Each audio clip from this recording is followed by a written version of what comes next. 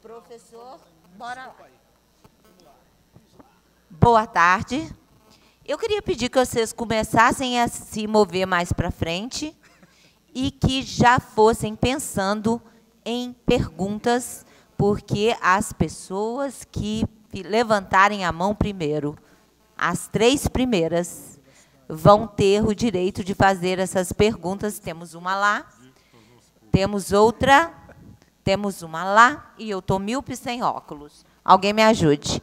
Bom, a ideia é que a gente faça, que vocês façam essas 3 perguntas, que o Sérgio Amadeu, este professor tão querido e tão insubordinado, saia, e depois de responder, e depois que ele sair, nós poderemos falar várias coisas sobre ele. Certo? Vamos lá? Perguntas? Fechado esse bloco, se necessário, se houver demanda, fazemos outra rodada de 3. A gente sempre pede, procurem, dentro do possível, fazer questões breves. Vocês terão um momento do grupo para aprofundar o debate.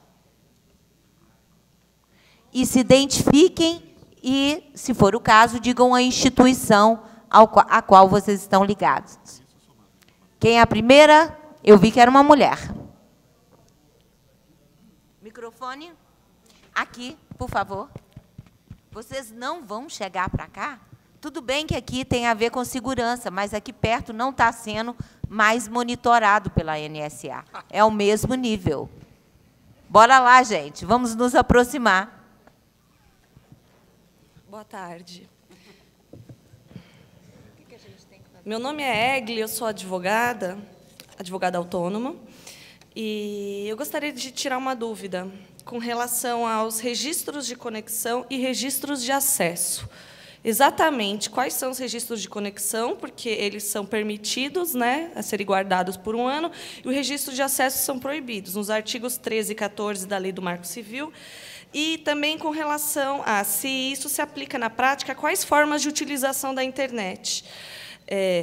Consulta de website, redes sociais, Skype, que não é rede social, talvez pudesse ser considerado como telefonia, eu não sei se aí entraria a legislação de... Eu não sei se é onde entra a legislação, se é telefonia ou internet. E o WhatsApp também, que ele mistura telefonia e internet. Qual seria a relação, se isso seria aplicado no caso do Marco Civil? Obrigada, Érica. Quem que é o próximo ou a próxima? Dou-lhe uma.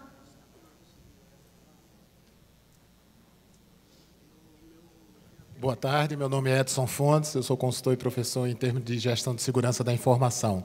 A pergunta que eu queria lançar era especificamente, talvez, para o Coronel e para o Sérgio, né? Qual é o modelo que vocês sugerem de arquitetura para a defesa cibernética brasileira? Né? Será que a gente vai precisar ter uma NSA-BR? Ou o que é que vocês veem aí no mundo que vocês acham que é o país que esteja mais adequado de proteção e democraticamente correto, se é que existe? Obrigado. Obrigada, professor.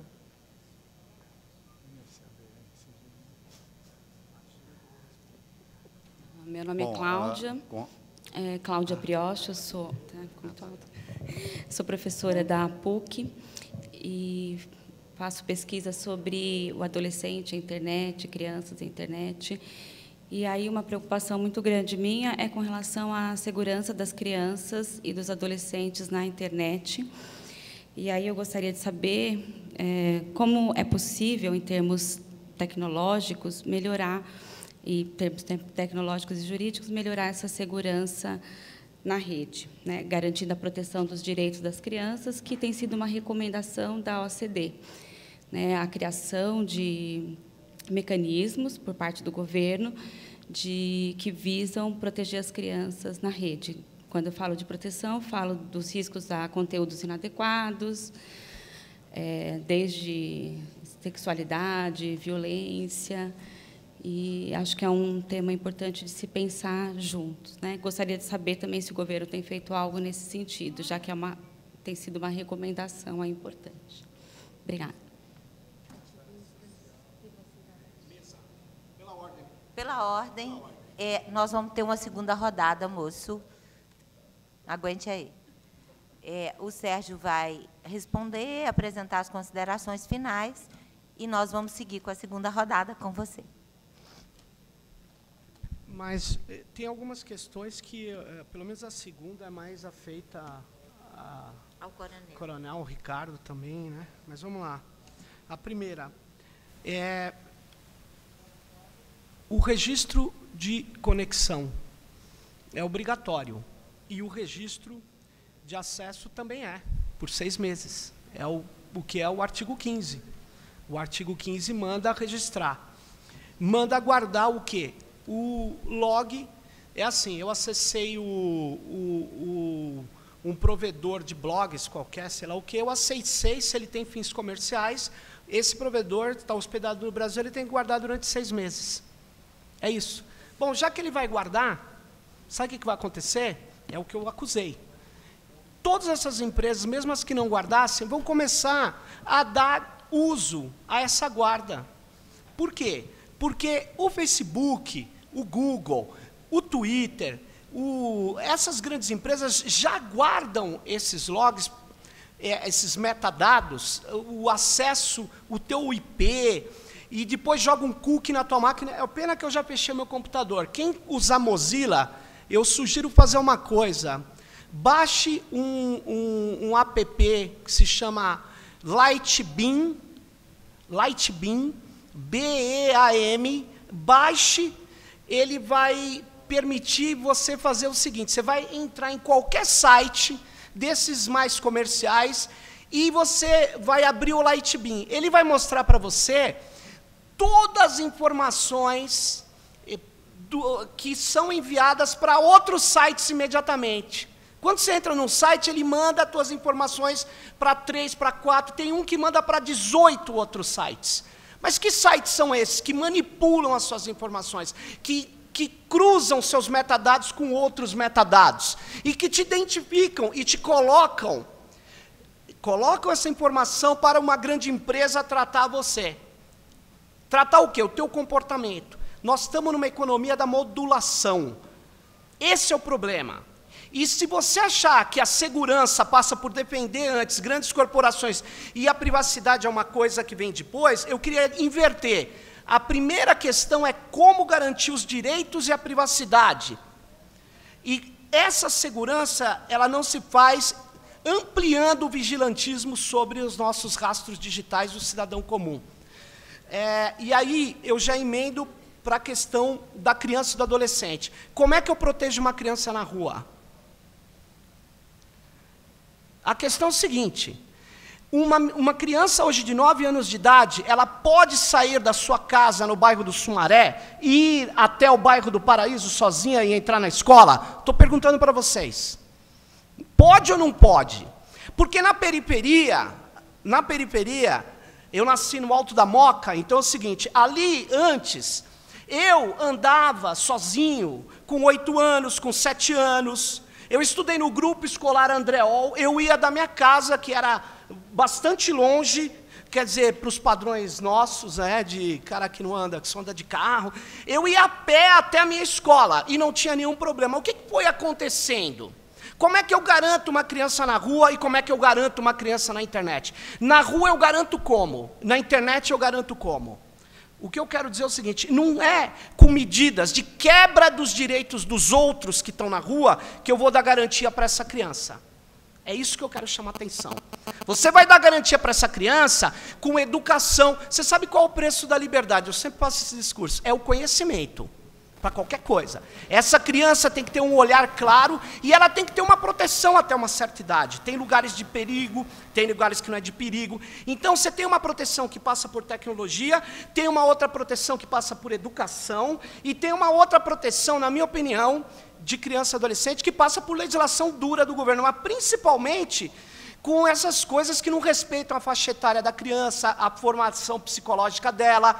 Mas isso não é quebrando o meu direito, guardando log, tornando tudo um festival do vigilantismo. Não é assim que garante. Porque é um equívoco achar que a Polícia Federal não tem como pegar redes de pedófilos, redes de pornografia. Aliás, a internet permite que a gente pegue esses caras. Porque antes da internet não tinha como você identificar uma mensagem. A suspeita leva a uma ordem judicial que permite agir. Esse é o padrão da democracia. Tem que ter suspeita, tem que ter ordem judicial e tem que ter ação pontual e não massiva. É isso. E, por fim, o modelo de arquitetura da internet para trabalhar essa guerra, desculpa, eu não vou preferir ouvir o pessoal que efetivamente trabalha os nossos bits de segurança aqui. Mas eu queria terminar dizendo o seguinte, eu estou preocupado com uma coisa. Nós vivemos numa sociedade de códigos, a fronteira da ciência, eu sou de uma universidade interdisciplinar, e foi muito bom para mim ir para lá, porque eu estou conversando e conhecendo gente de outras áreas de nanotecnologia, de biotecnologia. A fronteira de tudo isso chama-se código. Código de software, código genético, código de biometria. Então, você já imaginou que eu estou com uma proposta com o pessoal da saúde, da atenção básica, da saúde da Universidade de São Paulo, que é o seguinte, o SUS vai querer fazer um prontuário unificado nacional. Olha o que vai acontecer, passando por essas redes todas, sem criptografia. Sem criptografia. Aí, sabe o que vai estar acontecendo? O Google, não tenho nada contra, hein? Eu só estou dizendo que, porque eles são uma empresa, ou qualquer outra empresa, agora vai ter teu prontuário médico, ligado ao teu comportamento na internet, ligado à biometria da Justiça Eleitoral no padrão da NSA. Coronel, nós devíamos, por interesse de segurança nacional, proibir que a Justiça Eleitoral fizesse tamanha lambança com os brasileiros. Padronização da biometria nossa, a mesma da NSA. Por que será? Não era só para vender os nossos dados para o Serasa? Não, é agora para entregar nos acordos da Polícia Federal, que eu já tive um chefe da BIM, não vem ao caso nomes, que me entregou um cartão. O cartão dele, de um lado, era a BIM, e do outro lado era FBI. FBI. Não vem ao caso. Nós já tivemos gente aqui que liderou, que está no comando de segurança da informação do governo brasileiro hoje, que liderou principalmente um movimento pela livre escolha de software, que era da Business Software Alliance, que era a cara da Microsoft, que combatia, quando eu estava no governo, a política de implementação de software livre. Eu perguntei, aí não vem ao caso, uma outra agência de inteligência do governo brasileiro, das Forças Armadas, falou, gozado, por que o fulano, que é da ABIN, é o principal cara da Microsoft do movimento de livre escolha? Eu falei, ué, eu não sabia. Aí eu fui lá, dito e feito, o cara era da BIM. Hoje ele aparece liderando coisas do governo. Veja bem, não tenho nada contra, mas também não tenho a favor. A gente devia ser mais cuidadoso e a gente devia ter gente mais do nosso lado do que do lado de lá. Então, vocês me permitem eu ter falado isso. Não são as revelações do Snowden, mas são revelações que são facilmente comprovadas, vocês pegam pela internet, não tem nada que não esteja na internet. Eu agradeço muito ter participado da mesa, obrigado, Nazaré, obrigado, comitê gestor, coronel, estamos aí com todo o Edmundo. Eu tenho que sair, eu peço desculpa se eu não conseguir responder, certamente eles conseguirão. Obrigado, viu? Tchau. Gente, vamos dar uma salva de palmas para o Sérgio.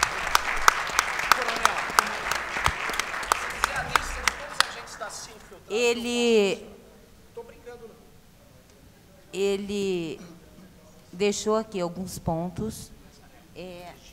Eu trabalho no governo. Meu projeto de tese é sobre saúde. Eu trabalhei duro no RIC. Inclusive, até o dia de hoje, nós não temos o mesmo padrão RIC e Justiça Eleitoral fechado, e isso não é sem briga. Tá? Então, eu quero apenas, nesse ponto, deixar a vocês, ainda que de uma maneira incompleta, uma visão menos aterrorizante desse quadro que o Sérgio deixou. Dito isso, ainda na primeira rodada de questões, eu peço que os outros colegas painelistas se manifestem para que a gente possa avançar para uma segunda, havendo necessidade. Não estou vendo aquele jovem tão bonito de camisa xadrez, mas, enfim, se for necessário, uma nova rodada de questões. Você é muito belo, moço. Você parece um árabe. Enfim, eu queria, então, pedir que os colegas se manifestassem sobre as questões da Cláudia, do professor e da Érica. Posso começar? Bom, com relação à pergunta de qual seria o melhor modelo, né? É uma pergunta que não tem uma resposta única e a resposta vai parecer uma brincadeira, mas eu acho que ela é a mais justa mesmo. É o nosso. Por que isso? Para fazer o nosso, a gente interage com os outros também. Então, a gente conhece um pouco, não conhece tudo, porque isso é negado, né, do que o americano faz. O americano até recentemente, vamos dizer assim, era um pouco mais aberto, andou fechando algumas coisas e tal, porque será, né? O americano, o inglês, que são dois dos principais protagonistas aí dos últimos escândalos, né? O francês, o alemão, até mesmo aí indo lá mais para o leste, né? O russo, o chinês.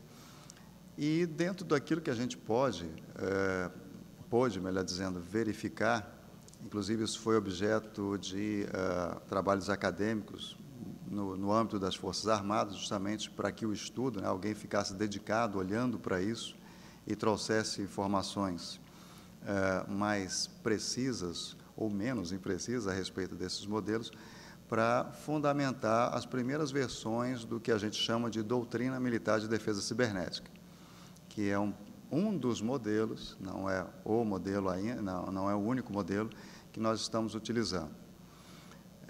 Eu vou responder, vou dar um clique duplo nessa palavra nosso, né, expandi-la, usando a linha do tempo, no que diz respeito ao que a gente vem fazendo.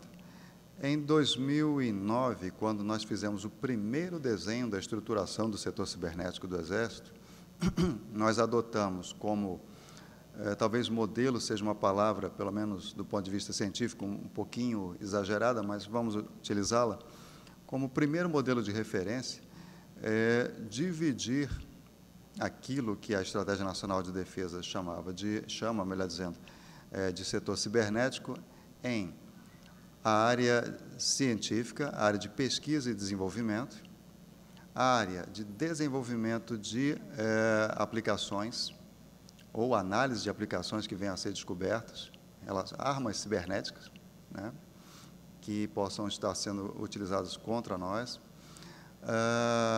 preparo de pessoal, capacitação, a área de a segurança da informação aplicada aos meios de TI, ou seja, a proteção das redes, essa é elementar, né, tinha que ser mesmo, a parte de fundamentação doutrinária e normativa.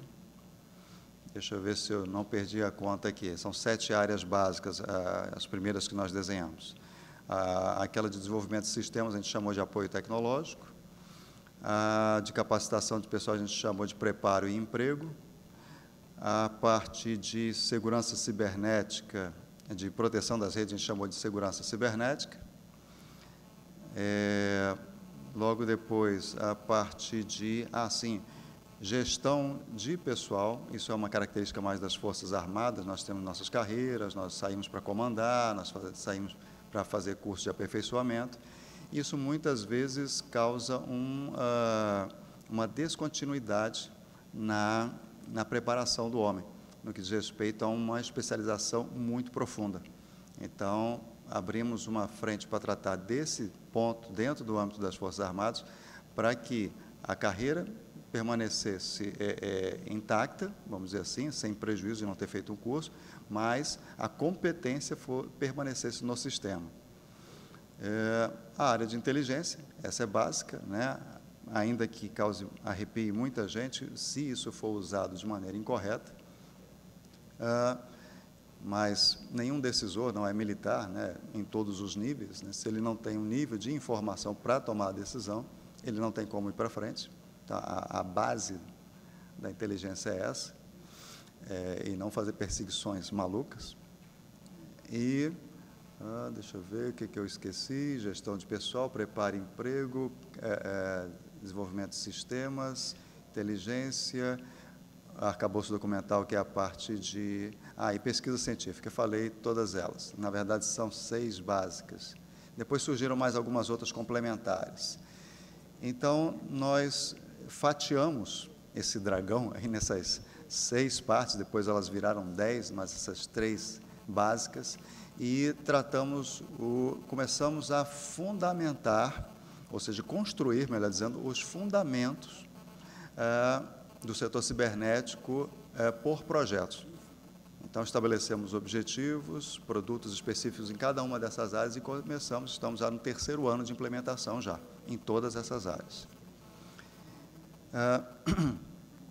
E logo depois começaram a surgir outros modelos complementares, e ainda estão surgindo, que a própria evolução nos tem mostrado. Por exemplo, um dos laboratórios que nós temos utilizado são os grandes eventos, Rio+20, Copa das Confederações, agora Copa do Mundo, Olimpíadas, em que a necessidade nos empurrou, né, para aquilo que a gente já tinha percebido, que era a ação colaborativa, em que não seria possível fazer um modelo de defesa cibernética, defesa do Brasil, aí não é defesa das redes militares, até porque numa guerra os alvos não são os quartéis, são as infraestruturas críticas, no que diz respeito à cibernética. E os grandes eventos têm nos ajudado muito a trabalhar nisso. Então, nós estamos construindo mais um modelo de ação colaborativa. Aí vem os times principais de segurança do Brasil, os CECIS, no caso o CERT-BR e o CETIR-GOV, os donos dos principais sistemas críticos do governo, que são infraestruturas críticas de informação, nesse caso, que é o SERPRO, a coordenação em alto nível das TELE, isso ainda está amadurecendo, mas está dando passos bastante significativos, com a Anatel, e a questão policial, né, porque facilmente essa área vai para o crime. Então, a interação com a área policial, em particular com a Polícia Federal.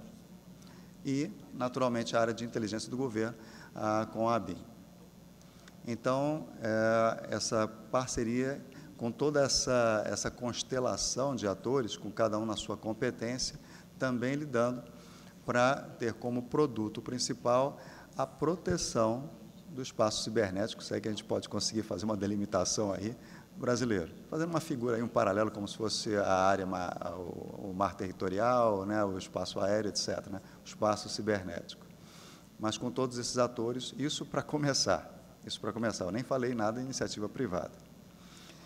E dentro do que a gente vem escrevendo de doutrina militar de defesa cibernética, a gente tem também feito modelos relativos à área já de conflito mesmo, caso a gente chegue ao extremo de um conflito e que envolva a cibernética, em que aí temos unidades específicas, aí não vou entrar nesse detalhamento, porque aí é muito específico das forças, não porque seja uma informação sigilosa, mas até por questões de terminologia eu acabaria me estendendo muito mais do que eu já estou estendendo, até para esclarecer terminologias militares, mas criando instâncias de combate cibernético para atuar num teatro de operações real.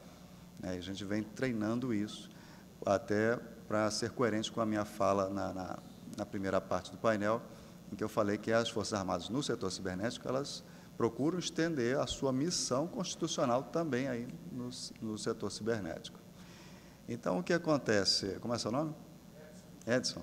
Então, o que acontece, Edson? A gente procura não fazer copy and paste, né, de modelos importados, até porque muitos dos grandes vêm aqui oferecer projetos conjuntos. A gente tem feito vários filtros, porque uma das razões é muito simples. E tem muito a ver com o que a gente tem discutido aqui com a questão de privacidade e tudo mais. Uma vez que a gente segue a cartilha do pioneiro, a gente fica previsível. E isso é uma vulnerabilidade muito crítica. Então, na área de armamentos convencionais, ninguém passa tecnologia. Diz que passa, mas não passa. Ninguém vende uma arma crítica sem que ela tenha o equivalente ao que a gente fala em cibernética de backdoor. Então, para que, se for usada contra ele, ele desarme. Então, tudo isso a gente tem que... Então, a resposta, colocando 10 backs no browser, aí, voltando lá no iniciozinho, é o nosso. E ele está em construção. Né? Ele está em construção e já em operação. Ele não é um modelo simplesmente hipotético que a gente está aí brigando por ideias. A gente está desenhando e operando, desenhando e operando. E aí isso já gerou, literalmente, a minha divisão lá dentro do CDCIB é responsável por isso, centenas de lições aprendidas para a melhoria do processo. Okay? Foi uma resposta, eu sei, extensa, meio complexa, até difícil de ficar acompanhando, né? Porque eu tenho tudo na cabeça que eu estou vivenciando, né? Mas a mensagem é que a gente, em termos de defesa nacional, a gente vem construindo um modelo. Algumas coisas a gente tem que inventar, no bom sentido, a roda, porque isso nos é negado. Outras a gente trabalha com já tecnologias consagradas.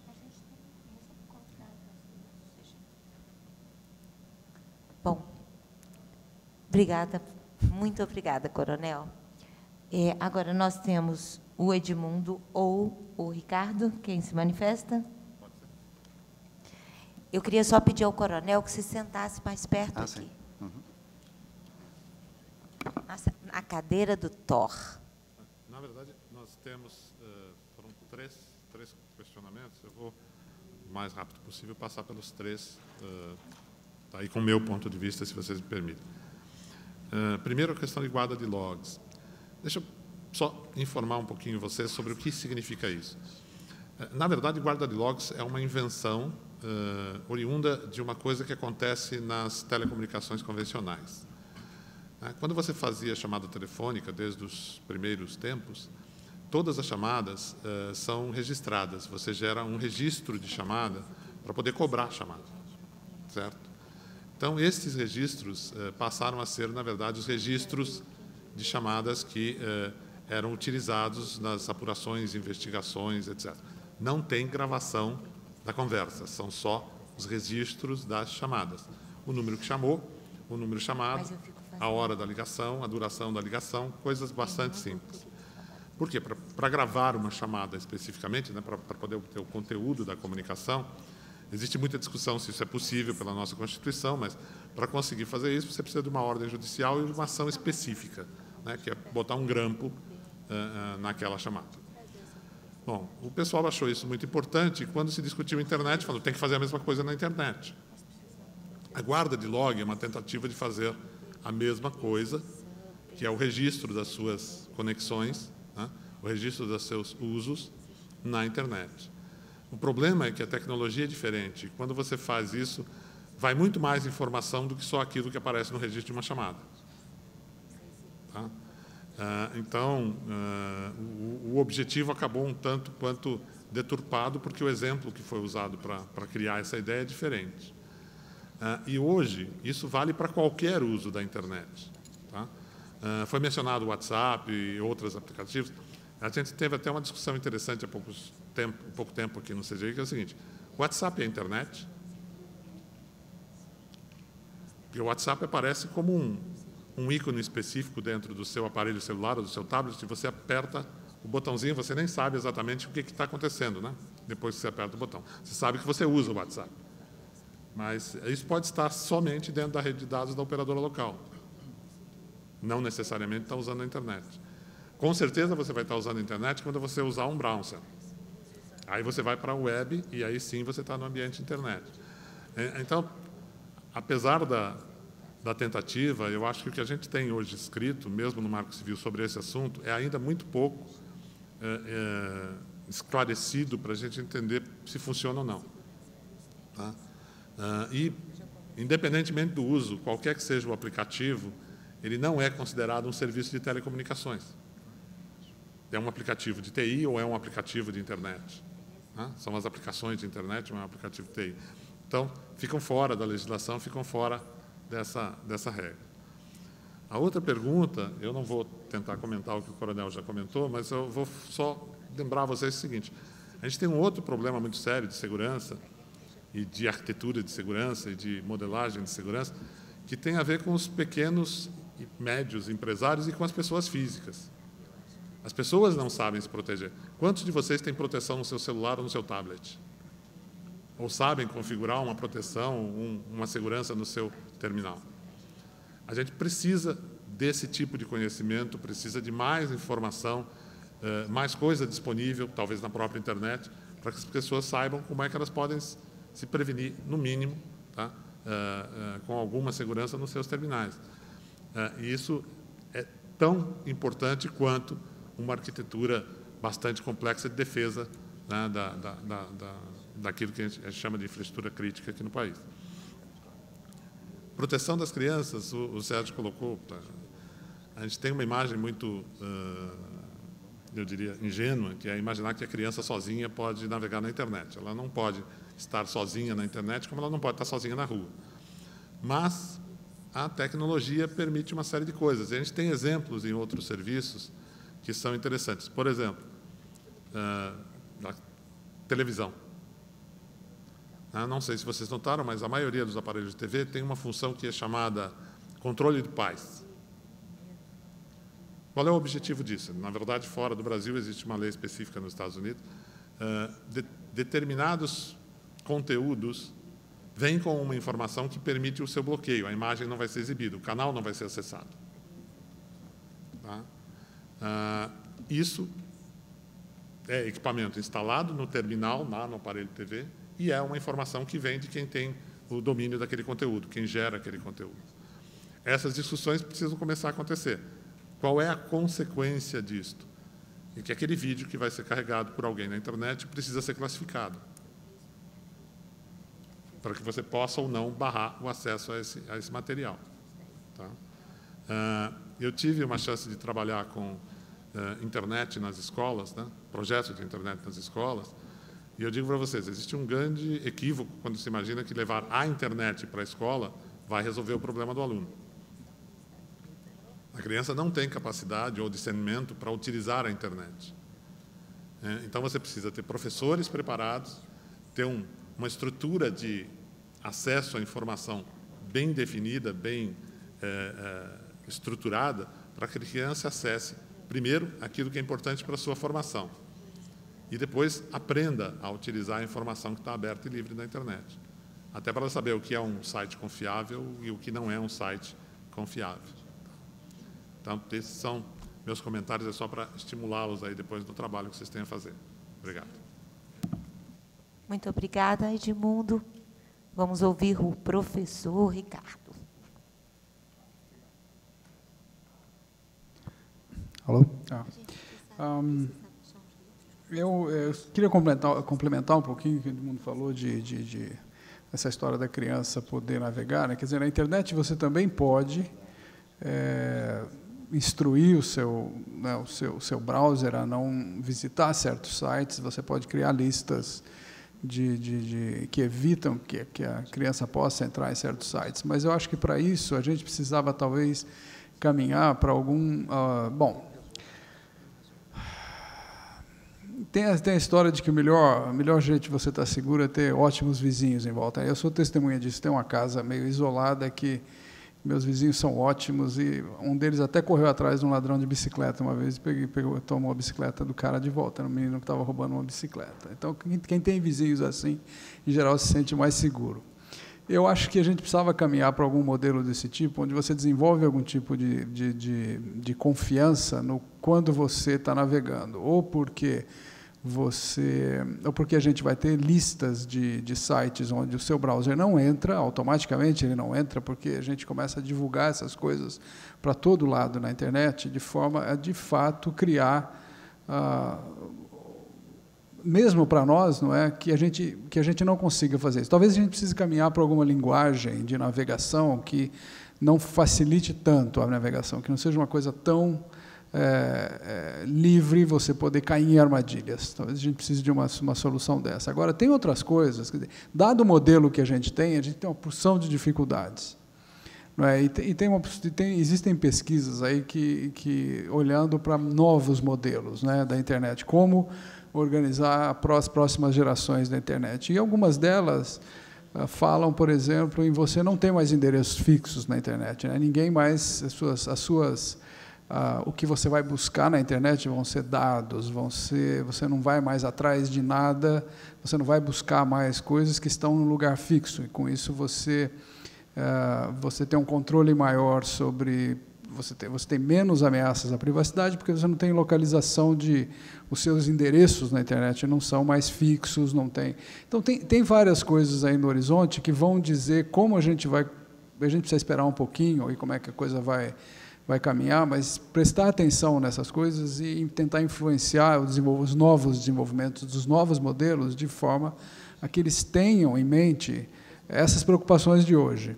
Porque a internet se desenvolveu até hoje, ninguém estava pensando em segurança na primeira vez que as máquinas trocaram pacotes lá em 1969, lá atrás. Ninguém estava preocupado com isso, né? Ninguém estava preocupado com segurança. Então, eu acho que essas coisas precisam entrar nas novas discussões dos novos modelos. E, dado o que a gente tem hoje, tudo que a gente consegue fazer são coisas... Tem gente propondo, por exemplo, uma internet de hoje totalmente criptografada. Totalmente, de ponta a ponta. Tudo que você faz só está disponível na forma clara, em aberto, na sua máquina, nas pontas. O resto, tudo trafega. Mas você ainda tem o problema de rotear essas coisas, você ainda tem o problema de por onde essas coisas passaram. Você ainda tem esses dados, né, que traçam algum perfil seu ou de lugares que você vai, então ainda tem informação vazando, né? Eu cito o exemplo desses bancos de dados estatísticos que contém dados sobre populações e que não tem nome de ninguém, mas se você é meio esperto, com 2 ou 3 perguntas, você consegue descobrir quem é que tem a doença tal, que está num banco de dados estatísticos sobre doenças, e se o banco não for bem projetado, você tem um problema de privacidade lá. Então, tem coisas que estão aparecendo agora, né? Tem coisas que ainda estão... A gente não tem soluções boas, nem teóricas, né, quanto mais práticas, a gente não tem boas soluções e está correndo atrás. Basicamente, é um jogo de gato e rato, todo mundo sabe disso. A gente sempre está procurando o espião versus espião, como a gente diz. Sempre tem alguém num passo à frente e a gente está correndo atrás. Então, eu acho que, então, em resumo, mais conscientização, as pessoas saberem o que estão fazendo. Eu acredito que a gente precisa simplificar um pouquinho o uso de dispositivos de segurança. A coisa é muito complicada ainda. Como é que eu vou configurar o meu computador pessoal para cifrar tudo que cai no meu disco? Bom, a gente sabe fazer isso, mas você sabe direitinho que sabe.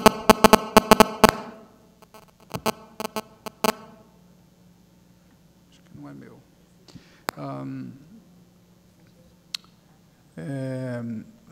São coisas complicadas, tem certas sutilezas. Se você deixa de fazer uma coisinha, é a mesma coisa que você não fizesse, não é? Então, essas coisas precisavam ser simplificadas. Você vai dizer, a hora que você diz lá, aperta um botão em algum lugar ou clica alguma coisa, você precisa...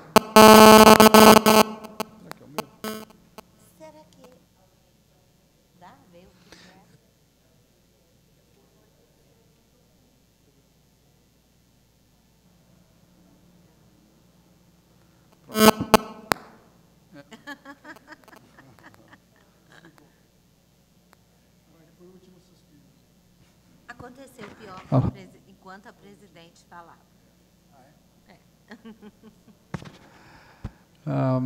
Então, eu tenho várias coisas, eu acho. Tem várias medidas que a gente... Mas por trás disso tudo é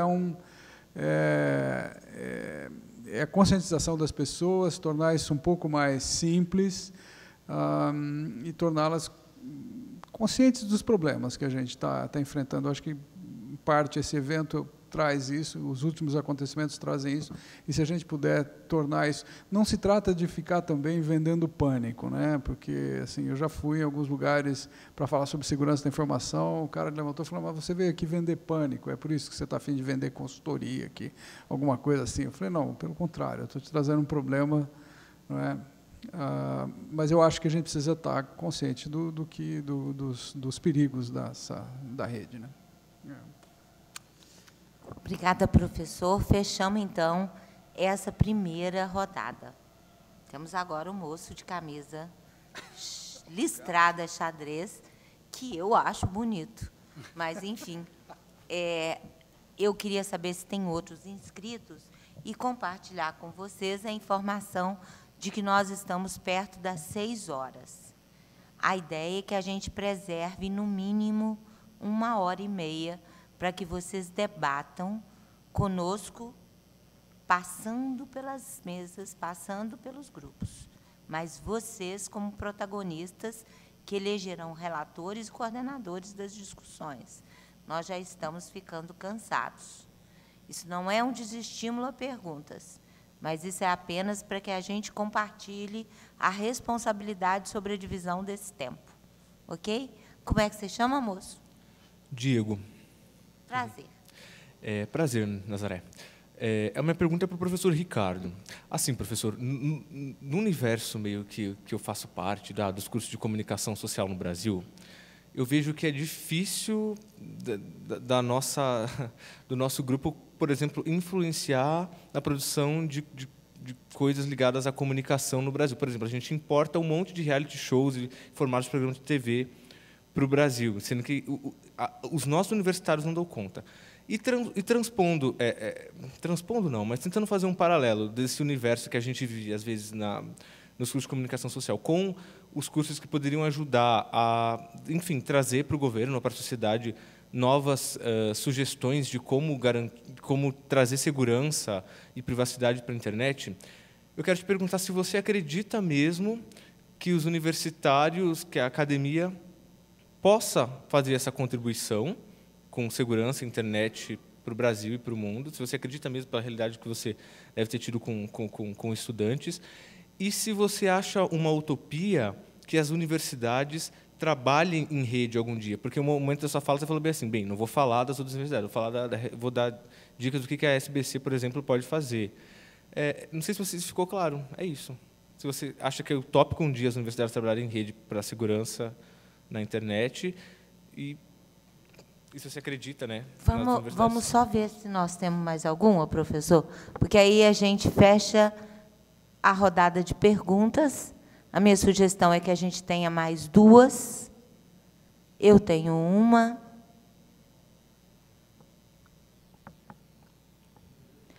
Bom, só eu que tenho uma pergunta. Essa pergunta é também para o professor Conton. Essa pergunta é para o Edmundo, com outro setor, e é para o coronel. Qual que é a minha pergunta? Quando o professor Ricardo está aqui conosco, como um professor com história de pesquisa nessa área, representando a Sociedade Brasileira de Computação, eu gostaria de perguntar a ele se, em algum momento, ele já pensou em estratégias, se ele acha que cabe estratégias para que o patrimônio que existe em pesquisa genética, em pesquisa ligada a mapeamento genético, ligada a equipamentos inovadores em energia eólica, whatever.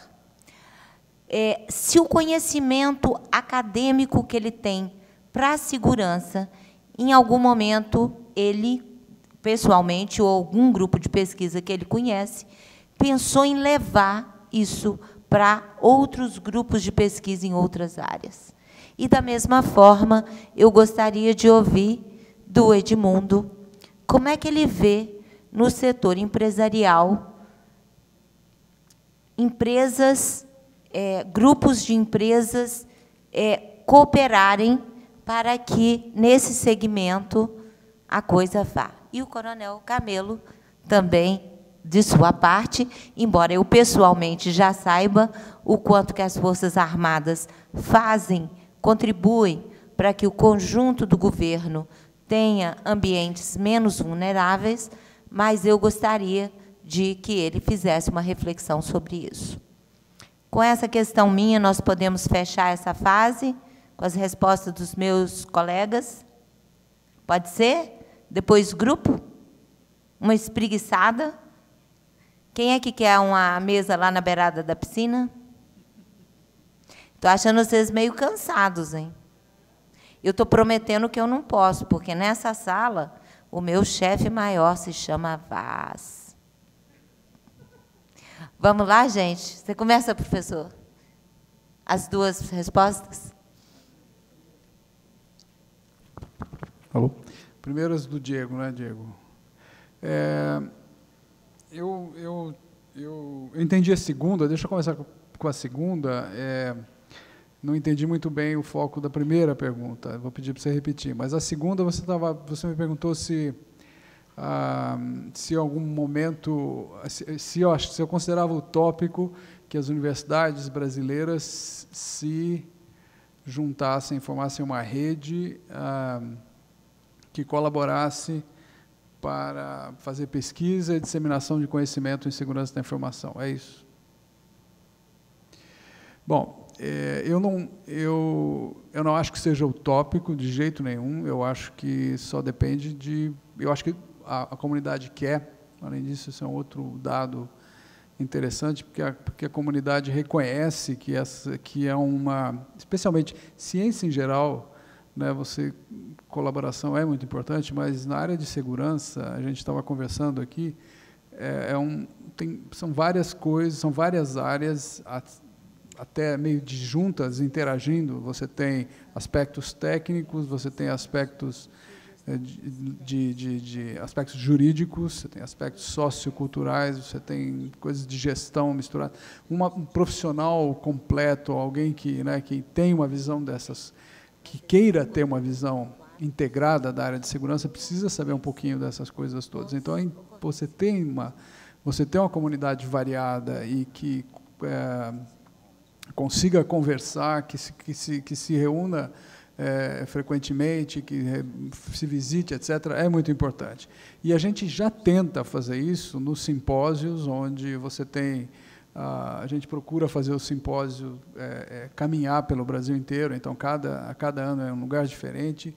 Com isso, a gente fomenta a formação de alunos, traz para aquelas universidades. O ano passado foi em Manaus, esse ano vai ser em Belo Horizonte, antes foi em Campinas, foi em Florianópolis, já correu, né, estamos na 14ª edição, quase sem repetição, então já vários lugares foram visitados, e o propósito de fazer isso andar, quer dizer, a gente podia fixar num lugar que é mais barato, que tem mais infraestrutura, tal, mas a ideia não é essa. A ideia é você pegar um lugar até que não tenha muito desenvolvimento nessa área, levar os professores para lá, dar minicursos, a gente dá minicursos a cada simpósio, tem os artigos, tem fóruns específicos em certas áreas, tem um fórum de forense, tem um workshop de forense, um workshop de gestão de segurança corporativa. A gente procura fazer uma coisa efervescente, multifacetada, e a comunidade participa muito bem. A gente só não consegue fazer mais por simplesmente uma questão de tempo, né? Mas as iniciativas que a gente tem também a gente procura não fazer coisas isoladamente, né? Uma iniciativa que a gente teve de bastante sucesso foi projetar um hardware de segurança para equipar a infraestrutura de chaves públicas brasileiras. Foi no tempo do Sérgio Amadeu. Terminou agora na gestão do Renato Martini, mas naquela época nós colaboramos com uma empresa pequena, uma startup, a RNP e 3 universidades, né? E isso foi uma experiência muito interessante, né? Caminhou rápido, sem complicação, o governo adotou aquilo, está funcionando, é o que equipa hoje a infraestrutura de chaves públicas, a autoridade certificadora raiz da infraestrutura de chaves públicas brasileiras. É um produto nacional sobre o qual a gente tem controle, que era uma aspiração do governo.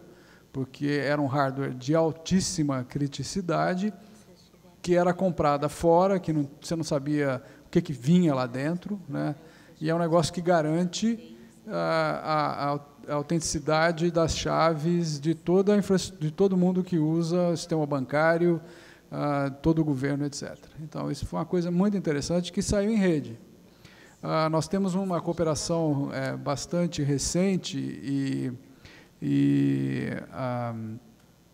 até inédita com a Intel, com o Intel Labs, né, que é sobre segurança eficiente do ponto de vista energético. Então, métodos que sejam eficientes para uso em dispositivos que usem pouca energia.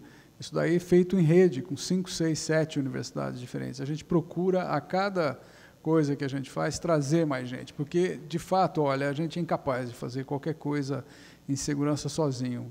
Qualquer coisa que caia na nossa mão, quase sempre, nós somos poucos, né? Não tem nenhum centro no Brasil que diga, a gente abafa, faz tudo o que cair aqui. Não tem. Então, a gente precisa, mais por necessidade, assim, também por necessidade, mas por vontade também. A gente é assim que a gente trabalha e anda para frente. A sua primeira pergunta, eu não entendi muito bem qual era o foco. Era a coisa com os alunos. Você podia repetir? Tá.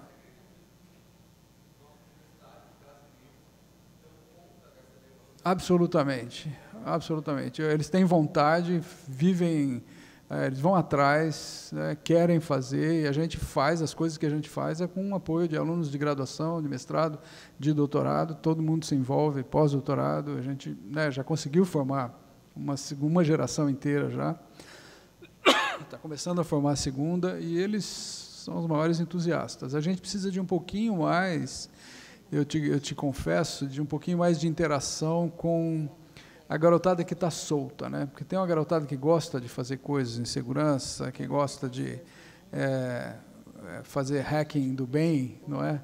Mas que a gente não tem muito contato. Então, isso tem uma certa barreira aí. A gente, né, da universidade com essa garotada que não está na universidade, está fora, né? Então, alguns professores fazem umas competições de segurança em que você pode se inscrever, mesmo que você não seja universitário nem nada, e procuram trazer e motivar os garotos já antes de entrar. Outra coisa na qual que a gente usa também para fazer essa disseminação são as Olimpíadas. Tem a Olimpíada Brasileira de Informática, que está debaixo da SBC e que é do 2º grau, né? São alunos do 2º grau que competem e competem mundialmente. E tem um professor, colega meu lá da Unicamp, que é o responsável por fazer a Olimpíada Brasileira de Informática, e tem outro professor da USP, que é o responsável pela maratona de programação, que é para universitários já, né?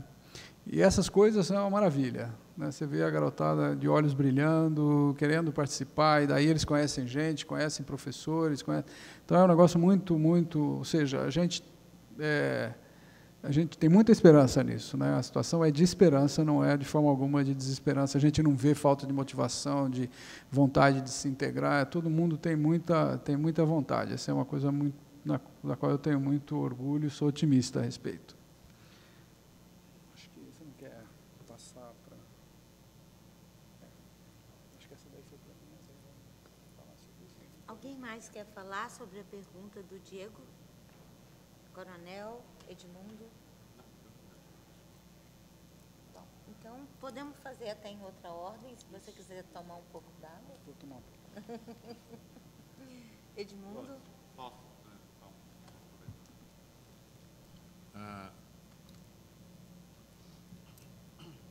Cooperação no setor privado, né, no setor onde estão particularmente as empresas, na questão de segurança, é algo... Não dá? Mais perto. Assim, deu? Melhorou. Então, segurança no setor privado, segurança de empresas, é algo bastante difícil ainda no Brasil. Porque, primeiro, custa caro, né? Não é algo que você obtém com facilidade. E, segundo, existe ainda muito desconhecimento do que isso pode trazer de benefícios e como isso deve ser implementado. E a gente tem um problema ainda mais delicado se você, como eu mencionei aqui antes, se você for verificar aquele grupo de empresas de pequeno e médio porte, tá? Que dependem, às vezes, até do uso de tecnologia da informação, mas não tem nenhum apoio, não tem nenhuma condição de trabalhar as questões de segurança. O que tem se tentado fazer no segmento, e aí a minha atuação até no Instituto e na Abranet, é no sentido de usar as associações e institutos para tentar reunir esses pequenos empresários em torno dessas entidades e, a partir daí, conseguir gerar alguma ferramenta, algum apoio para que eles possam desenvolver um pouco mais essas questões de segurança. O que eu acho interessante é o seguinte: a gente tem um vasto material sobre o assunto, né? Até comentando um pouquinho de alguns temas anteriores. A tecnologia te permite, desde filtrar palavras, proibir palavras em buscas de site, a reconhecer sites indevidos por listas que você pode publicar. Aliás, o PROCON tem uma lista com mais de 200 sites suspeitos de compras. Tá no site do PROCON, se vocês quiserem ver. E essas informações, exatamente essas facilidades, não são muito divulgadas, são muito pouco conhecidas. E a gente não encontrou ainda uma ferramenta que atraísse particularmente o público jovem a conhecer um pouco mais esse assunto. E eu acho que não é só o empresariado, né, que carece dessa informação. Eu acho que as pessoas físicas precisam de mais informação sobre esse tema. Precisam entender um pouquinho melhor o que é que está em risco, o que é que está, o que pode acontecer, né? Como eu mencionei, quando você usa esses dispositivos todos que a gente tem. A gente teve uma pesquisa do CGI que foi muito interessante. A gente estava falando de acesso à internet e aí surgiu uma pergunta, né? Quando você acessa o WhatsApp ou quando você acessa o Facebook, você está usando a internet? Todo mundo, nós nos olhamos em volta da mesa e dissemos, boa pergunta. A gente não sabe, na verdade. Tá? Então, muito menos as pessoas que usam os dispositivos no dia a dia. Então, tem muito para a gente aprender ainda. E eu acho que é o debate que faz com que isso aconteça. É o que vocês vão fazer daqui a pouco, é que gera material para que algumas ações possam ser desenvolvidas. Tá? Obrigada, Edmundo. Na verdade, a minha pergunta teve uma certa provocação, porque eu acredito que existam linguagens.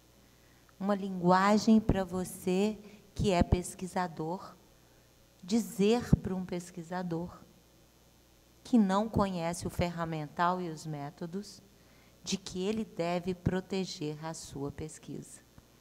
E que, se você é empresário, você tem uma linguagem para falar com outros empresários, e se você é governo e assim por diante. Nessa linha, e antes que eu me esqueça, antes de passar ao coronel, eu queria, nas pessoas do Klaus e da Cris, agradecer em meu nome, e eu sei que eu estou agradecendo em nome do conjunto do CG, ao trabalho que o NIC faz através do CETIR, através de um trabalho diretamente ligado ao professor Demi. Esse trabalho é um trabalho de formulação de material, de capacitação, de sensibilização, que tem alta qualidade e estratégias muito interessantes de divulgação. Talvez a gente tenha que pensar, nesse momento, estratégias de radicalizar o acesso e, eventualmente, de especializar linguagens, né? O que um servidor público entende, o que um empresário entende, o que um pesquisador entende, o que um cidadão comum de níveis diferentes, de perfis de formação, enfim, né? Até regionais. Né? No Mineirês, por exemplo, vocês sabem que vocês terão, que nós teremos, certamente, um material mais curto, porque a gente já compacta palavras, inclusive usando algoritmos, que é o que me parece a NSA não domina. Claro. Mas, enfim, desculpa ter me avançado. Eu precisava fazer esse agradecimento, não é apenas ao Klaus, à Cris e ao Demi, mas ao conjunto das pessoas que trabalham no NIC com os temas relacionados à segurança e privacidade há muito tempo e com muita competência. Obrigada, meninos.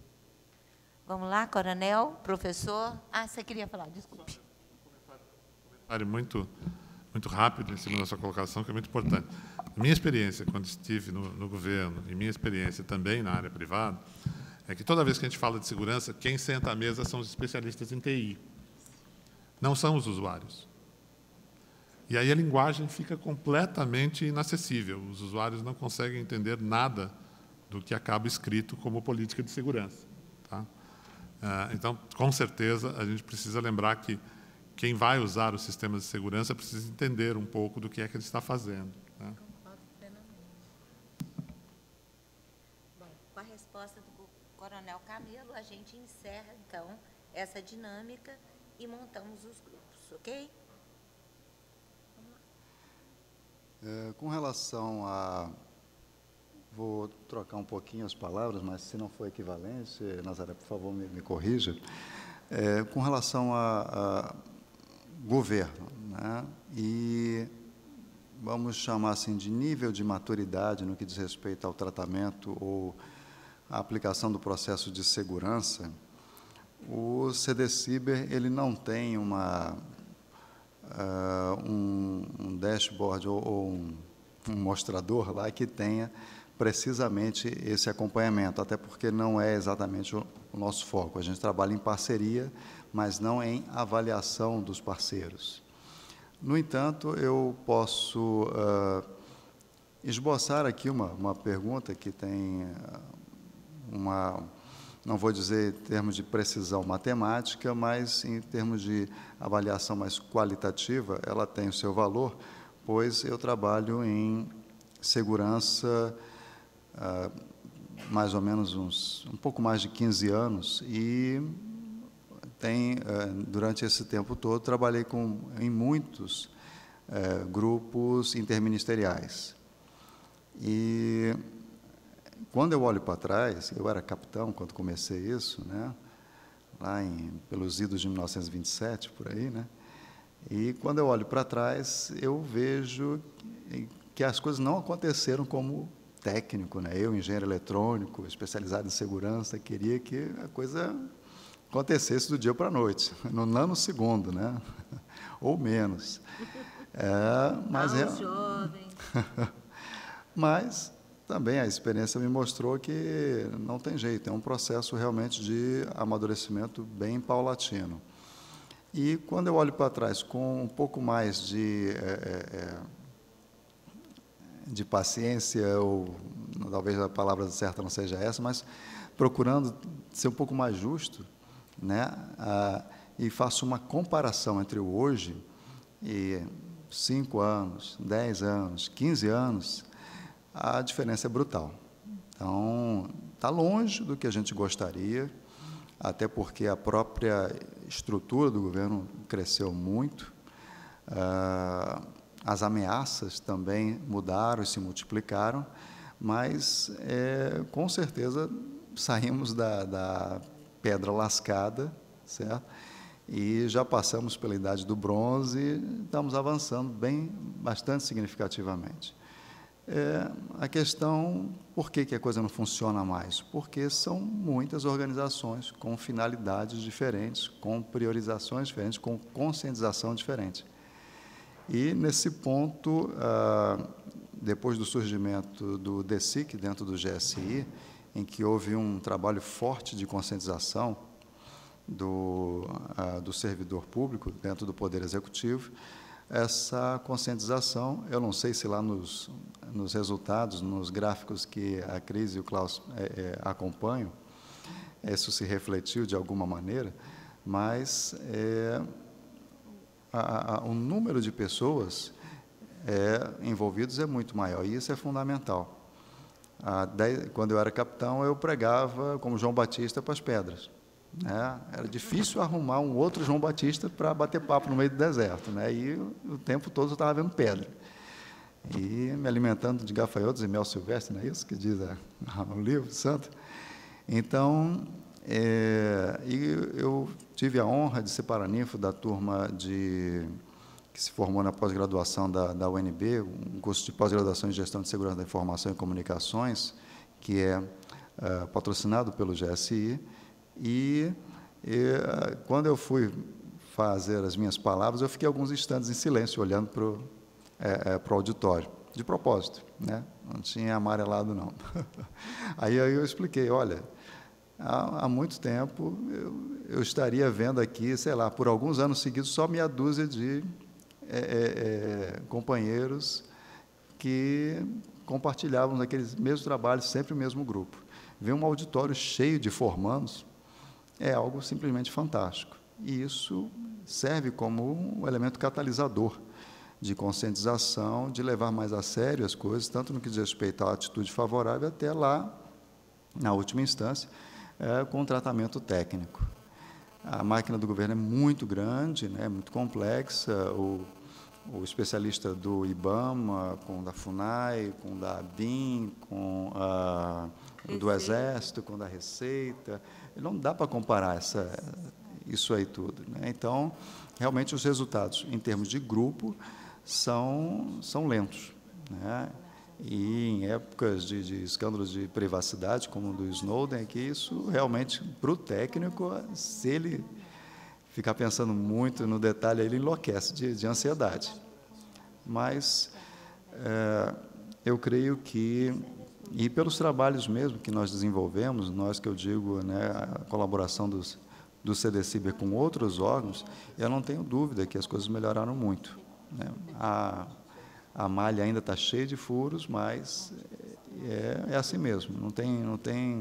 Não vejo um jeito mágico. Se alguém visualizar, por favor, vá servir no CDCiber junto com a gente para ajudar, porque realmente é um trabalho lento de conscientização. Claro que se houvesse uma aceleração em termos de legislação e em termos de conscientização mais ampla do que que acontece, talvez isso pudesse ter mais resultados mais imediatos. Nós temos uma política cibernética de defesa, chamamos assim, mas não temos uma política nacional, né, que aponte para todos os setores da nação. Eu creio que isso é um problema sério que já veio à pauta várias vezes no âmbito da presidência, mas não saiu por diversos motivos. Então, acho que essa multiplicação das pessoas envolvidas no tema pode, em um determinado momento, provocar ou ajudar a provocar os resultados que a gente gostaria. Então, eu não tenho uma avaliação em termos de números, né? O CDCiber não está voltado para esse tipo de avaliação, mas em termos de experiência pessoal, eu não tenho dúvida que o contexto amadureceu, quer dizer, a nossa realidade em termos de governo amadureceu, ainda que esteja muito longe do que a gente gostaria que estivesse em termos de proteção das nossas infraestruturas, do que é crítico no nível de governo brasileiro. Bom, gente, desculpe, coronel, eu estava fazendo uma reflexão aqui com o professor. Terminamos essa fase. Eu acho que era legal, o próprio Vaz vai nos dar a dica de como é melhor a gente se separar, mas eu sugiro 5 minutos para esticar o corpo, para tomar uma água, para ir no banheiro, porque, como a gente disse, agora vocês vão falar, escrever, e nós vamos estar por aqui, ao alcance de vocês. Mas cada proposição, cada consenso, cada dissenso será objeto da conversa de vocês. Tá bom? Somos poucos, mas somos bons. Vamos embora. Nós tínhamos originalmente, boa tarde, nós tínhamos originalmente pensado 4 grupos, 4 temas onde teríamos grupos. E algumas pessoas já manifestaram interesse. um tema era privacidade e espionagem, o outro, educação em segurança e privacidade, o outro, proteção de dados pessoais, e o outro, inimputabilidade da rede e remoção de conteúdo na internet. Seria importante, se nós víssemos agora, quem estaria interessado em cada um desses grupos para que a gente possa montar. Então, eu queria fazer uma técnica muito simples. Eu vou falar o nome de cada grupo novamente e peço que os interessados em participar de cada um deles levantem a mão, que aí a gente vê como nós fazemos, ok? Então, quem teria interesse em estar no grupo de privacidade e espionagem? Temos aqui 4 pessoas. Então, já são um grupo, e esse grupo a gente vai já organizar onde eles ficam. Depois, educação em segurança e privacidade. São outras 5, 6, 7, 8 pessoas aqui. São diferentes, não pode levantar 2 vezes, hein? Senão a gente se atrapalha. Depois, proteção de dados pessoais. Esse temos só uma pessoa, 2 pessoas. Oi? Você levantou a mão para qual? Para o primeiro, mas você poderia migrar para esse?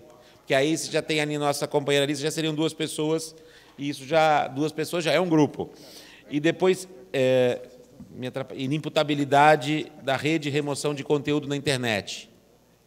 Esse nós não temos uma pessoa interessada só. Eu pergunto se você poderia se juntar a algum dos outros 3 grupos, onde ficaria melhor para a gente colocar também a discussão de inimputabilidade da rede, dos 3 outros. No de privacidade e espionagem? Não, também não. Proteção de dados pessoais seria. Então, você se juntaria ao grupo de proteção de dados pessoais, que passa a ser doravante, proteção de dados pessoais e inimputabilidade da rede. Vamos fazer o seguinte, Nazaré tinha falado da gente dar uma paradinha para quem quiser, se a gente voltar para o grupo. Mas eu acho que pode, né, Vaz, também ser de cada grupo. Os grupos se auto-organizam, talvez cada seja melhor. Se autogestiona, tá. Vai ter que escolher relator. Tá, então vamos fazer o seguinte, o grupo de proteção de dados pessoais e inimputabilidade da rede, então vai lá, junto dela, por favor, já podem se direcionar para lá, e eu vou a cada grupo depois orientar como fazer, já podem se juntar ali, por favor. Depois, o segundo grupo será o grupo de educação em segurança e privacidade. Pode ficar aqui, ok? E o terceiro grupo, que é o de privacidade e espionagem, fica aí atrás, tá bem? Por favor? Então, peço que já se organizem nos grupos, e eu vou já entregar o material para vocês, já em cada grupo, enquanto vocês sentam. Eu peço que vocês, por favor, escolham um relator ou uma relatora, e, se possível, se alguém tiver um computador em mãos, ajuda já na relatoria para a gente vai mostrar como fazer a relatoria visitando, ok? E aí eu imagino que vocês ficam à vontade para circular e visitar o grupo, tá? Obrigado.